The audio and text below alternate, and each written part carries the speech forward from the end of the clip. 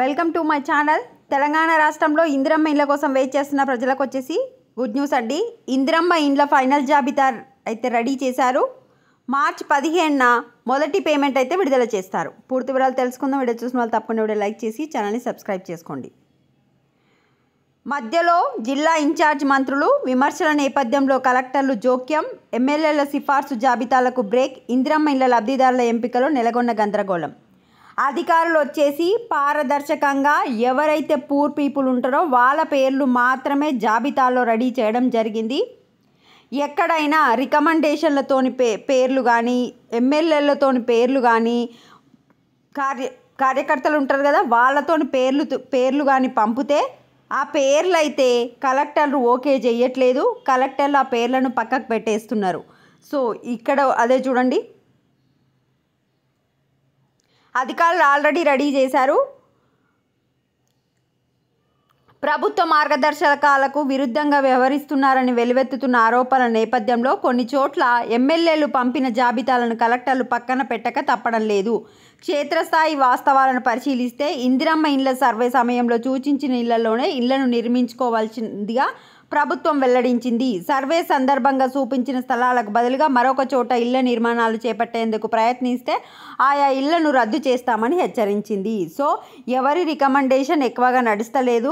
Recommendation మేము ఇస్తాము, మీకు ఇల్లు ఇప్పిస్తామంటే పైసలు ఎవ్వరికి ఇవ్వకండి. అధికారులను ఎవరు కూడా మీరు రిక్వెస్ట్ చేయకండి. ఎవరు పూర్ పీపుల్ అయితే వాళ్లకు నియమాల ప్రకారం మాత్రమే ఆల్రెడీ జాబితా అయితే సిద్ధం చేశారు.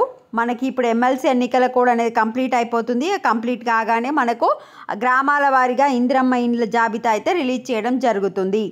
అయితే ఫస్ట్ దశలో వచ్చిన 71,482 మంది అయితే ఆల్రెడీ ఇల్లులు స్టార్ట్ చేశారు. 700 మంది అయితే ముగ్గులు పోశారు.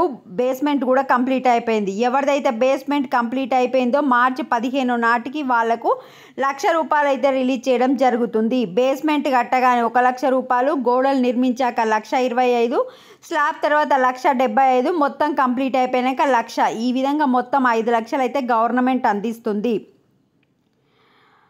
నెక్స్ట్ వచ్చేసి ఇంటి నిర్మాణానికి కనీసం 60 గజాల స్థలం ఉండాలి. ఆ స్థలంలో ఒక బెడ్రూము, కిచెను, హాలు, బాత్రూమ్ అయితే నిర్మించాల్సి ఉంటుంది.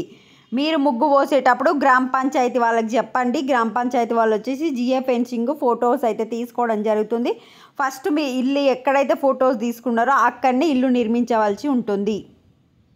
ఇంత ముందుకు ప్లేస్ ఒకతానా, ఇల్లు ఒకతానా, పేరు మళ్ళీ వేరే వాళ్ళ పేరు మీద పైసలు తీసుకునడం వల్ల గందరగోళం నెలకొంది కనుక ఇప్పుడు జియో ఫెన్సింగ్ విధానాన్ని అయితే పాటిస్తున్నారు. సో మనకు గ్రామాల వారీగా అన్ని జాబితా అయితే మొత్తం రెడీ అయిపోయింది. As soon as possible Indiramma ఇండ్ల జాబితా అయితే రిలీజ్ చేస్తారు.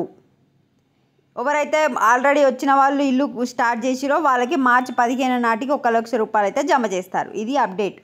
కావాలనుకున్న వాళ్ళు ఈ పేపర్లో ఉన్న డేటా చదువుకోవచ్చు. వీడియోని లైక్ చేయండి. Thanks for watching.